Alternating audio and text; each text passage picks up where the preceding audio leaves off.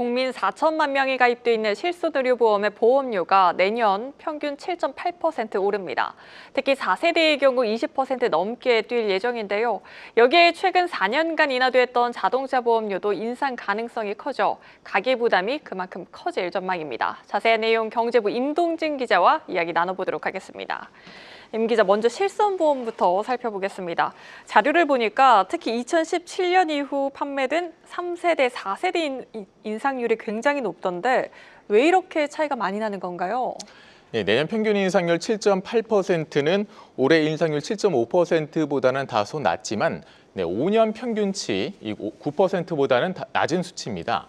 말 그대로 평균이기 때문에 세대와 갱신 시기, 연령과 성별 등에 따라 체감 인상폭이 훨씬 더 클 수 있습니다. 실손보험은 판매 시기에 따라 세대가 나눠지는데요. 말씀하신 것처럼 3세대 인상률은 평균 16%, 4세대 인상률은 20%에 달합니다. 이처럼 인상률이 높은 것은 손해율이 해당 세대가 월등히 높기 때문입니다.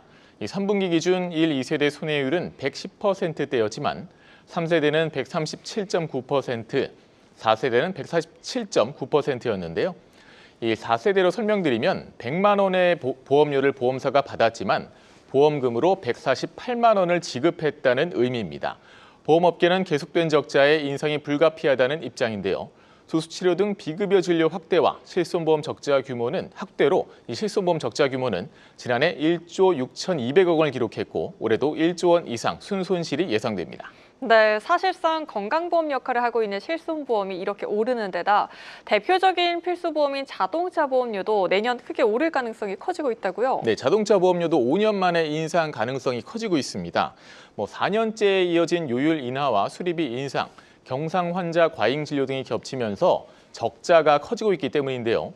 보험업계는 연말 기준 누적 손해율이 88%, 사업비를 포함한 합산 비율은 104% 이상이 될 것으로 추정하고 있습니다.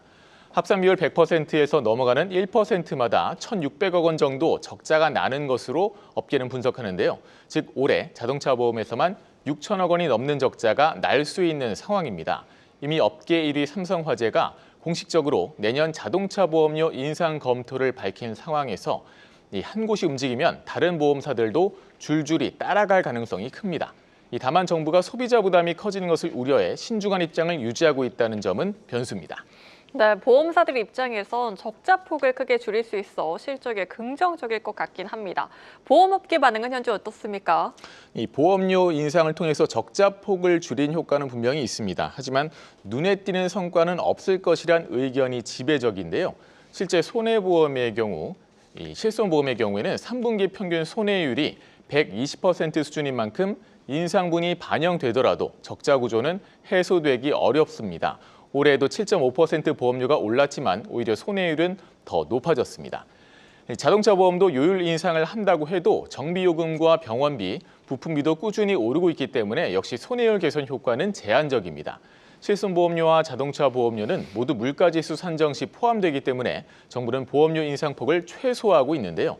대신 손해율 악화에 대응해서 상품구조 개편과 부정수급 방지 대책을 각각 추진 중입니다. 실손보험의 경우 보험료는 낮지만 자기 부담률을 높인 5세대 실손보험을 내년 초 출시하고 과잉 이용과 가격 격차가 큰 도수치료 등을 정부가 관리하기로 했고요. 자동차 보험은 나이롱 환자 억제를 위해서 교통사고 경상 환자의 치료 기간을 원칙적으로 8주로 제한하도록 제도 개선을 진행 중입니다. 네, 여기까지 듣겠습니다. 경제부 임동진 기자였습니다.